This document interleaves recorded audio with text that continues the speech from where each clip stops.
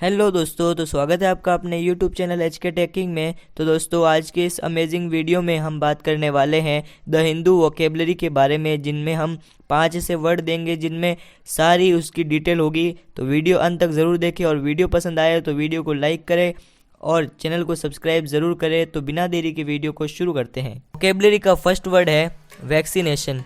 Vaccination का मतलब होता है टीकाकरण या फिर जो टीका लगाना, ठीक है। और ये एक नाउन है, यानी कहते हैं उसे संज्ञा, ठीक है। वैक्सीनेशन एक नाउन है, ठीक है। और इसके सिनोनिम्स देख लेते हैं। सबसे पहला जो इसका सिनोनिम है वो है अनोकुलेशन। क्या है? अनोकुलेशन, ठीक है। इसका मतलब भी होता है टीकाकरण।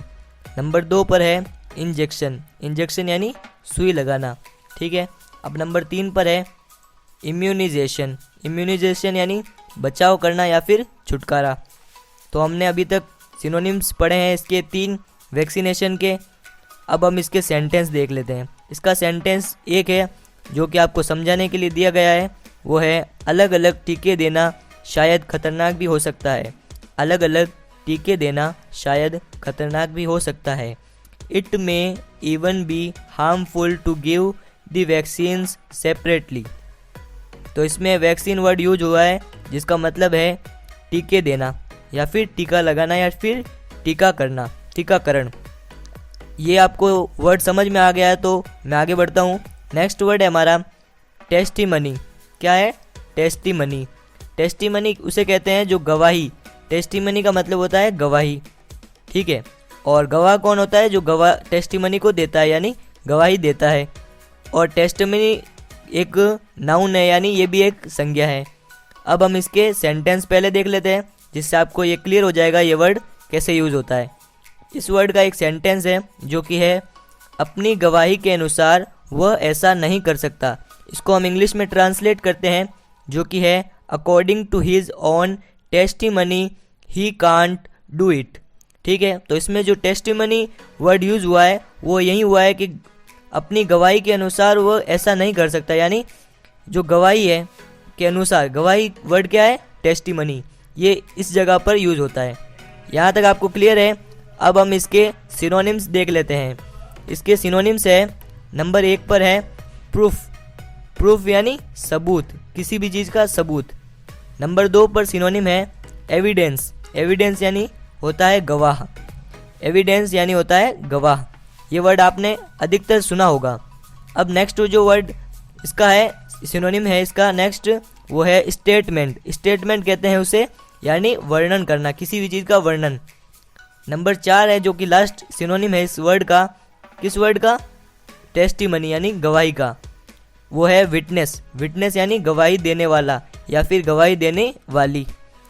तो हमारा ये वर्ड कंप्लीट हो चुका है। टेस्टिमनी यानी गवाही देना, ये एक नाउन है। इसका सेंटेंस हमने पढ़ लिया और इसके सिनोनिम्स भी देख लिए, ठीक है।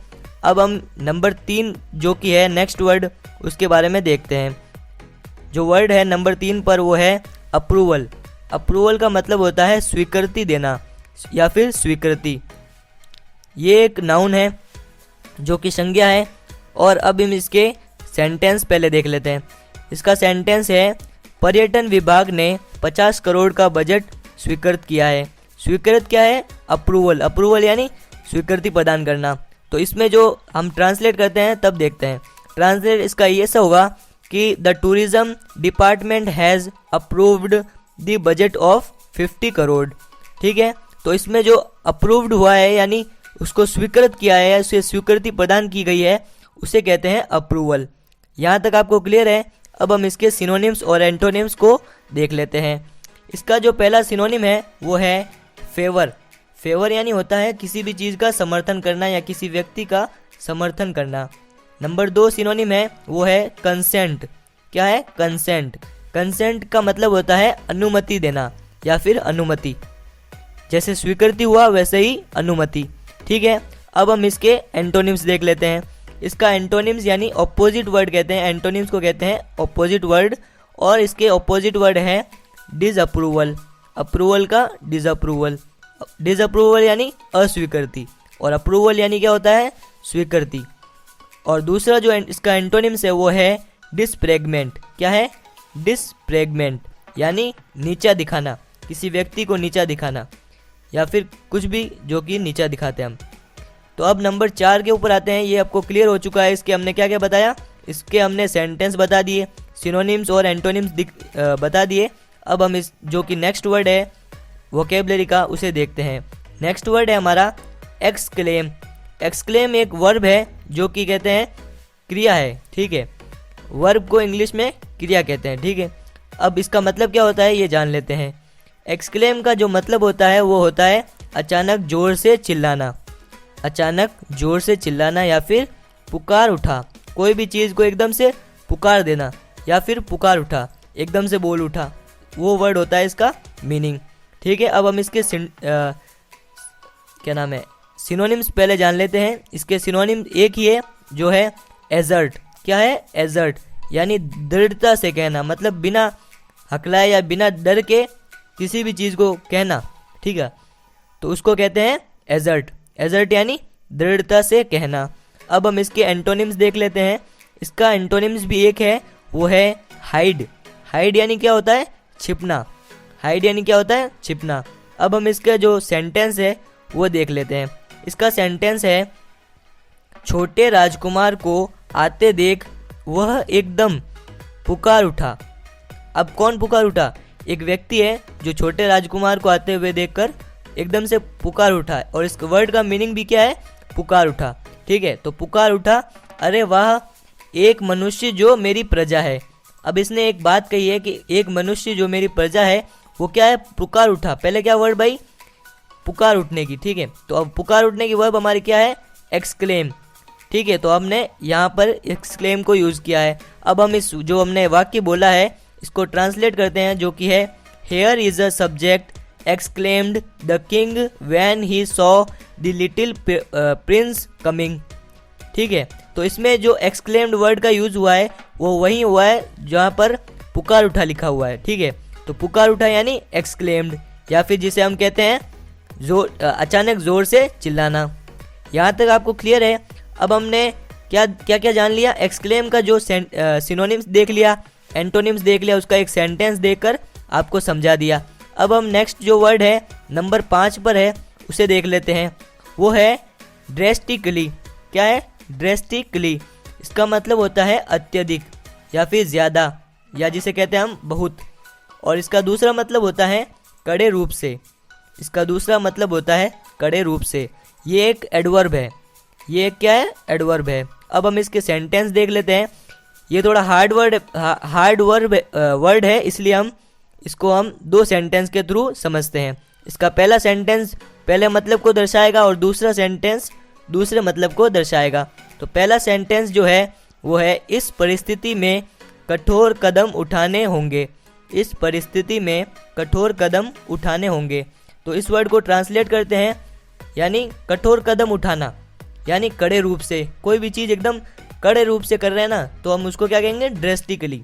तो इसको ट्रांसलेट करते हैं the situation calls for drastic measures, ठीक है। तो इसमें ड्रेस्टिक वर्ड यूज हुआ है, उसका मतलब है कठोर कदम, ठीक है, या फिर कड़े रूप से कुछ चीज़ उठा रहे हैं ना, तो हम उसको कहेंगे ड्रेस्टिक, ठीक है। अब हम इसका जो दूसरा मतलब है वो है अत्यधिक या बहुत। इस वर्ड को यूज करने का कोशिश करते हैं। इस वर्ड का है सांस लेने की एक्सरसाइज करने से आवाज़ वापस पाने में बहुत सहायता मिल सकती है, ठीक है। तो अब हम इस वर्ड को इस सेंटेंस को ट्रांसलेट करते हैं। इस सेंटेंस का ट्रांसलेशन होगा getting your speech back could be helped drastically by doing breathing exercise, ठीक है। तो अब हमने क्या पढ़ा कि सांस लेने की एक्सरसाइज करने से आवाज़ वापस पाने में बहुत सहायता होती है। ये जहाँ पर बहुत लिखा हुआ है ना, वहाँ पर ड्रेस्टिकली का प्रयोग करते हैं। ड्रेस्टिकली यानी बहुत या ज़्यादा या फिर अत्यधिक। अब हमने ड्रेस्टिकली वर्ड को समझ लिया है, इसके सेंटेंस दो जान लिए, दो इसके सेंटेंस देख लिए, इसका एंटोनिम्स देख लिया, नहीं सॉरी एंटोनिम्स अब देखते हैं। एंटोनिम्स है इसका लिटिल। क्या? लिटिल। लिटिल यानी छोटा। एंटोनिम्स क्या होता है? ऑपोजिट होता है, जो कि इसका मतलब बहुत का होगा कम या फिर छोटा, ठीक है। तो इसमें होगा इसमें लिटिल। अब हम इसके सिनोनिम्स देख लेते हैं, जो कि होता है पर्यायवाची। इसके पर्यायवाची है टू और क्वाइट। टू का मतलब होता है बहुत ज़्यादा और क्वाइट का मतलब होता है पूरी तरह से। अब जो नंबर 6 पर है उस वर्ड को देख लेते हैं। नंबर 6वां वर्ड है कंट्रीब्यूट। कंट्रीब्यूट का मतलब होता है योगदान देना या फिर योगदान। ये एक वर्ब है जिसका मतलब होता है क्रिया। कंट्रीब्यूट यानी योगदान। अब हम इसके जो सेंटेंस है वो देख लेते हैं। सेंटेंस है इसका, उसने इस काम में अपना मूल्यवान योगदान दिया। उसने इस काम में अपना मूल्यवान योगदान दिया। तो यहाँ पर जो योगदान वर्ड है ना, इसका मतलब होता है कंट्रीब्यूट। ठीक है, तो अब हम इस वाक्य को ट्रांसलेट करते हैं। हिज कंट्रीब्यूशन वाज हैंडी, यानी उसने इस काम में अपना मूल्यवान योगदान दिया। तो इसमें कंट्रीब्यूशन को वर्ड यूज हुआ है, यानी वो कंट्रीब्यूट है। ठीक है, तो योगदान देना कंट्रीब्यूशन और योगदान खाली वो होगा कंट्रीब्यूट। ठीक है, आपको अब ये वर्ड समझ में आ गया होगा। तो अब हम इसके सिनोनिम्स देख लेते हैं। इसका जो पहला सिनोनिम है वो है गिव। गिव का मतलब होता है देना या फिर किसी चीज़ को सौंपना। सौंपना यानी जैसे मैंने किसी व्यक्ति से कोई पैसे उधार लिए, फिर बाद में मुझे उसको वापस देना है, यानी उसको सौंपना है वापस उसी की चीज़। ठीक है, तो अब हम इसके जो सिनोनिम्स सेकंड है वो देखते हैं, जो कि है डोनेट। डोनेट यानी दान करना, उसका मतलब भी होता है देना, जो कि इससे मिलता जुलता है, इसीलिए ये इसका पर्यायवाची है। अब हम इस वर्ड का जो अपोजिट वर्ड है, एंटोनिम्स है, उसे देख लेते हैं। इस वर्ड का जो अपोजिट वर्ड है वो है टेक, होल्ड और कीप। टेक का मतलब होता है ले जाना, होल्ड का मतलब होता है पकड़ना और कीप का मतलब होता है रखना। अगर आपको हमारी ये मेहनत और वीडियो पसंद आया हो तो वीडियो को लाइक करें और चैनल को सब्सक्राइब ज़रूर करें, ताकि हम ऐसी वीडियो और ला पाए और आपको ऐसे अच्छे अच्छे कंटेंट देते रहें। तो मिलते हैं नेक्स्ट वीडियो में, तब तक के लिए गुड बाय, टेक केयर, अल्लाह हाफिज़, अस्सलाम वालेकुम।